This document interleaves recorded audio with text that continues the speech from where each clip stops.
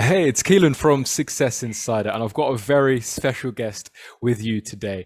She's a recent graduate on our flagship course LMA, or Life Mastery Achievers, and she's just going to spend some time with us to share her experiences on the course, the real high points and what she gained from it and everything in between. So we'll start with the introductory question, which is, what's your name? Where are you currently based, and what do you currently do? Yes, my name is Erica Driver. I am currently based in Portage, Michigan. What I am currently doing is exploring opportunities professionally. In the midst of that, my training is a doctor of clinical psychology. Okay, fantastic. As a clinical psychology, and it's going to be really interesting to hear your perspective in terms of on LMA and how you found it. So, with that in mind, why don't we start with, for you, Erica, if we can, for just a second, if we just go back in time and we just connect with what was going on in your life just prior to you maybe coming across LMA, enrolling on LMA, etc. And what was it that you were experiencing that you weren't happy with and you felt a change was needed, Erica? Yes, I have had the privilege with regard to professional experience to date where it seemed as though I was successfully keeping that separate from other aspects of my world. So, Mm, and I received feedback and rewards to indicate that that were the case. Um, just prior, maybe I would say prior for me within that last month, year rather, things started to collide, professional, personal. It was challenging me in so many ways where it got me to the point of, oh my goodness, the very things that I've been telling those who I've had the privilege to work with, my goodness, I thought I was doing them in my personal world and I'm not seeing those mm, results. And not only that, I was kind of okay with that, or so I thought. Even professionally, I was like, whoa, now I am currently in a place that it is absolutely not what I see. It could be okay, a mediocrity, but it's not. But then also my health. So, so many aspects of those worlds, not major, not a, catastrophic, and if they weren't addressed, I was very clear.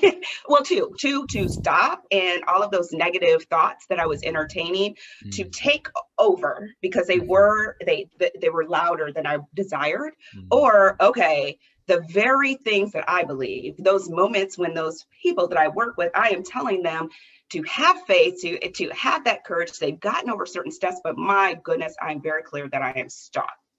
And that is mm, not okay. So just prior, I had gotten into a pattern that also was reinforcing that, like spending a little bit more time on, networks or watching programming and mm, mm, finding that it's 3 or 4 in the morning, where I may have utilized that in terms of meditative, and I mhm, knew that that was helpful. Now I'm just mindlessly looking at things, which is reinforcing this negative feedback loop, and mm, I literally came across, was looking at something on YouTube, don't know what it was really, and Tim's video came on, and it was really around 3, 4 in the morning. So I'm like, okay, there's no other noise, it's quiet, and I'm laying back, and I'm like, oh, okay, well, he seems nice. I'm not being very nice, and I kind of need someone to be nice, but wait, he seems nice, and wait, he's energetic, and ooh, I love beautiful scenery, and mm, should I just hit no, and I need to go to sleep. No, I'm going to keep watching it. Whoa, okay. Talking about something that seems like a program. Whoa, okay. Wait a minute. Oh, I'm mm, engaged now. Hey, I mm, don't know quite why. mm, And I'm like, okay,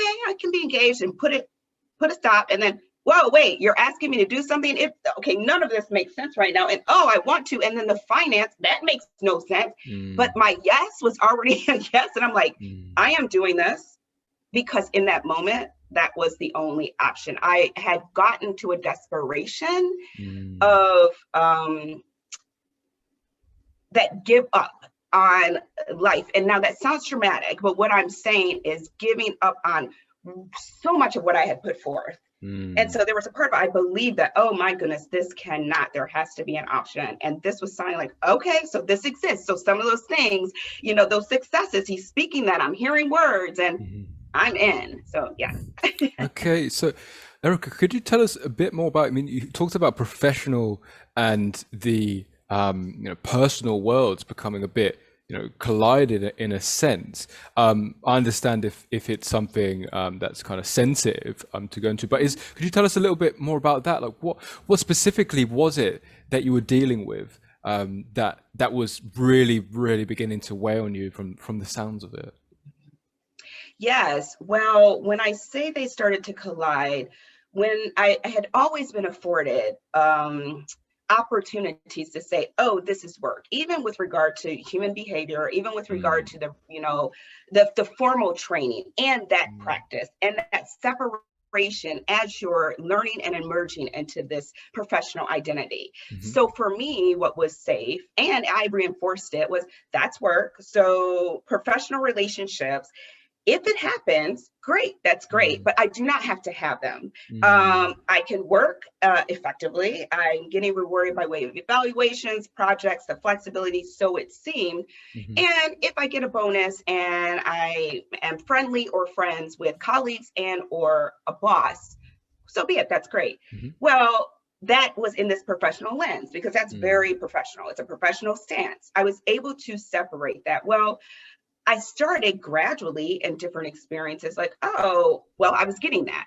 If something happens, great, if that personal relationship, but I don't have to go out to lunch and I'm not feeling pressured. But mm, as those advances by way of titles and certain mm, commitments, I would say, okay, well, it makes sense with this level that yes, I do need to engage in lunch. Okay, I mm, do need to go to this social experience. I can do mhm, that. I'm doing mhm, it effectively, but still somewhere like, if we mm, have something outside of what this described role is, great. But if not, well, it came to the collision of wait, I entered into a situation and I was invited into that team. Okay, I'm used to getting that piece, but I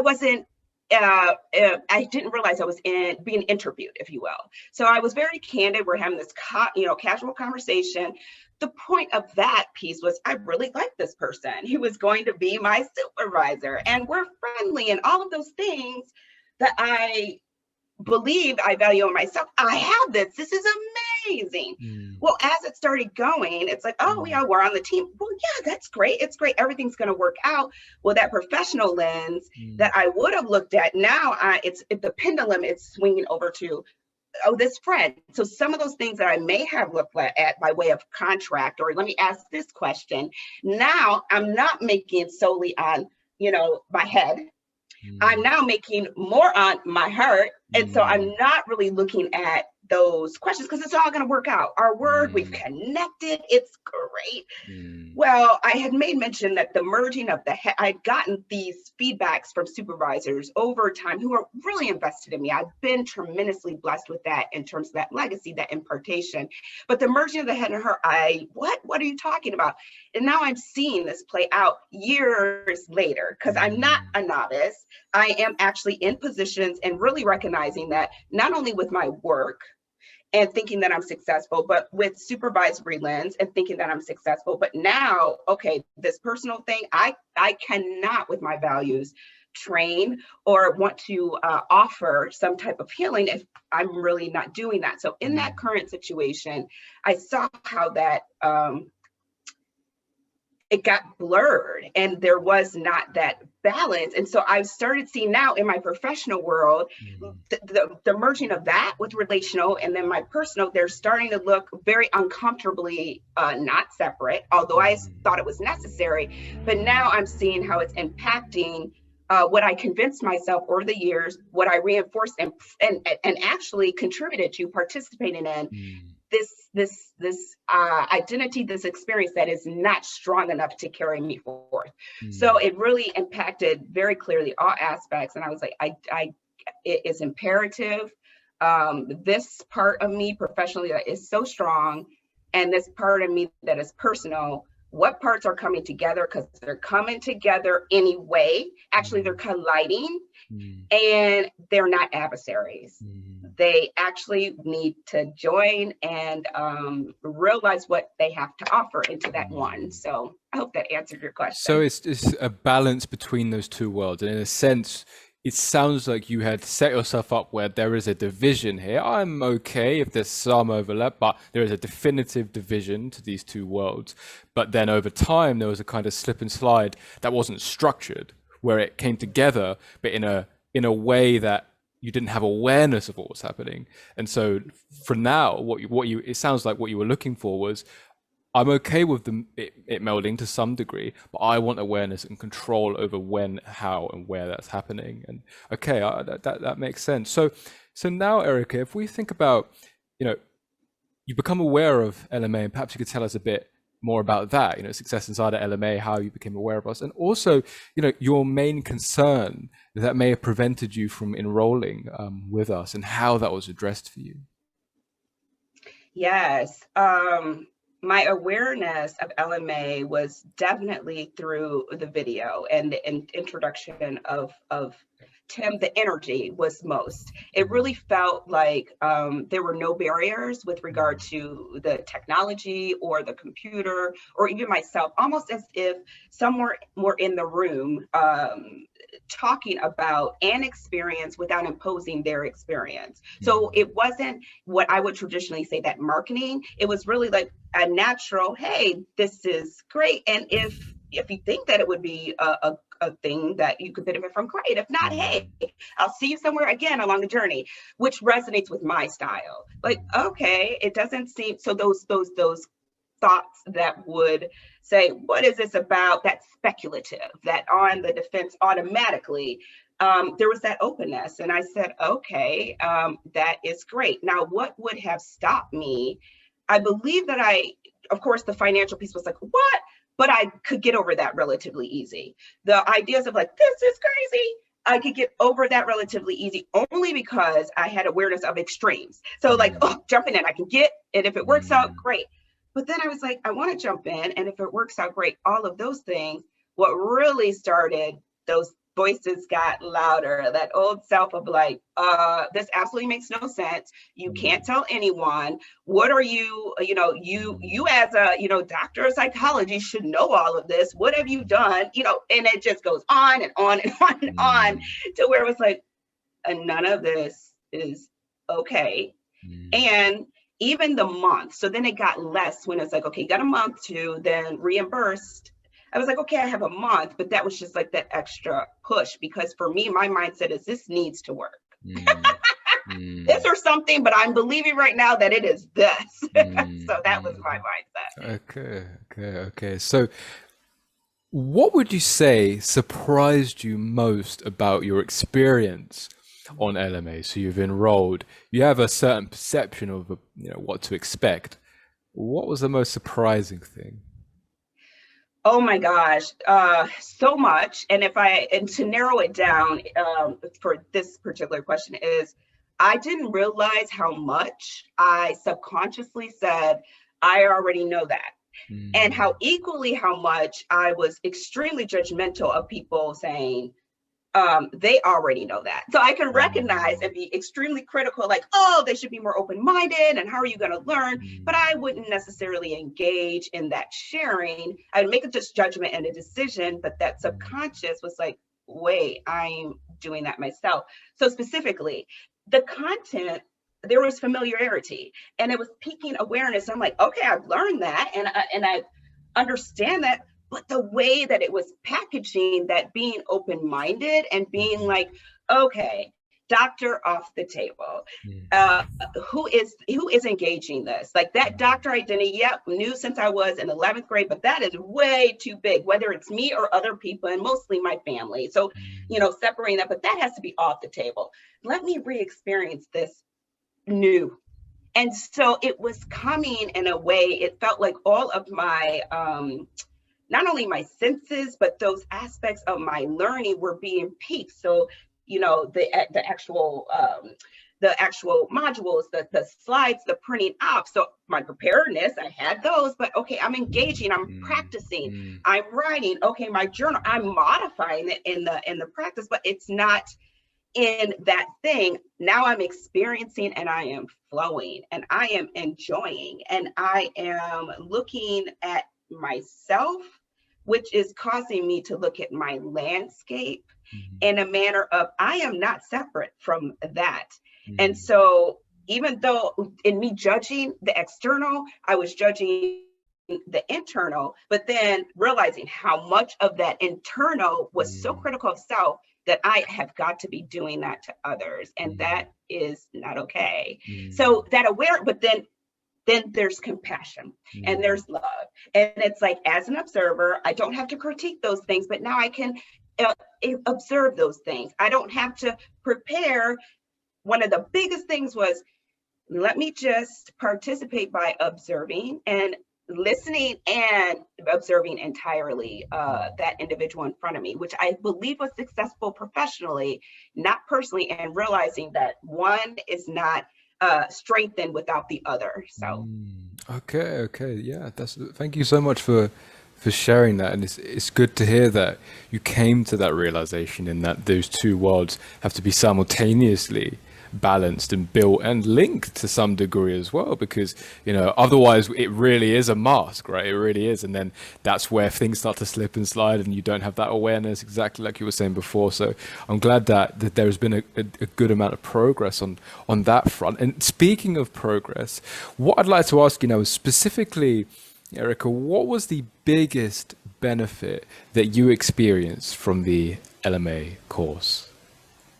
yes, the the the finishing strong, really, Mm. throughout it was all of it combined. And even if, let's say, for a particular week, I did a module, maybe not exactly in the way that it was, just not the module, a bonus challenge, in Mm. exactly the way that it was designed, that didn't mean I had to start all back over from the Mm. beginning, Mm. and recognizing that okay, that's all right. However, Mm. you're going to do the next one. Okay, Mm. that's all right. Yeah, you are terrified of media and all of Mm. that kind of stuff. However, no one has time to walk you through that process. So now what does that Mm. look like in terms of, Mm.